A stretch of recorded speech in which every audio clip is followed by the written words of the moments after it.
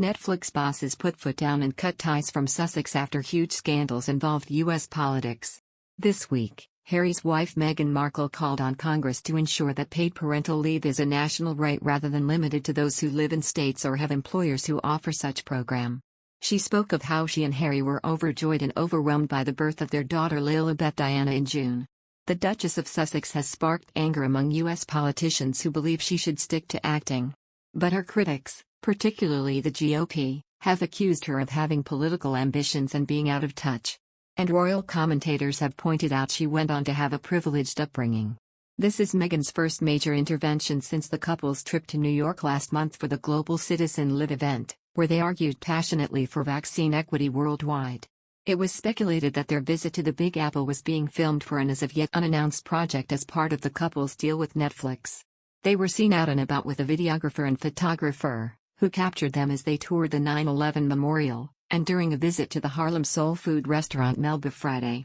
Photographs shared online showed Harry with a wire around his neck and tucked into his trousers, indicating that he was connected to a microphone for filming purposes. Harry and Meghan signed a lucrative deal with the streaming giant a year ago, a deal believed to be worth around £100 million. They will develop scripted and unscripted series, film, documentaries, and children programming for the streaming service, it was announced in a statement. So far they have announced only 2 projects, Harry's Heart of Invictus about the Invictus Games and Meghan's Pearl, an animated TV show for children. Their partnership with Netflix has not come without criticism, however. Some have pointed out that the tech giant was behind the controversial drama The Crown about the royal family, which featured far from flattering depictions of some of Harry's close family members.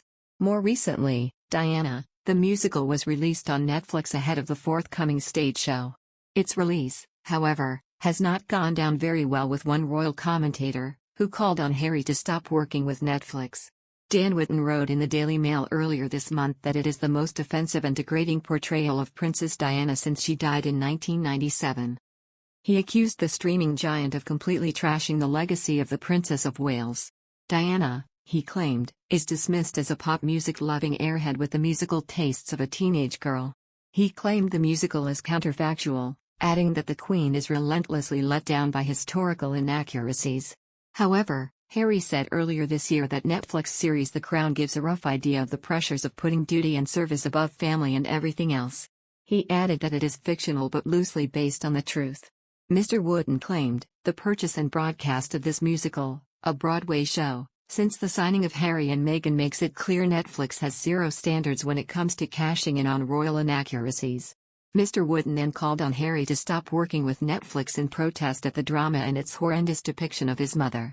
He claimed that Harry has previously waged war against media organizations which he perceived as exploiting her memory, yet now Netflix were doing the same.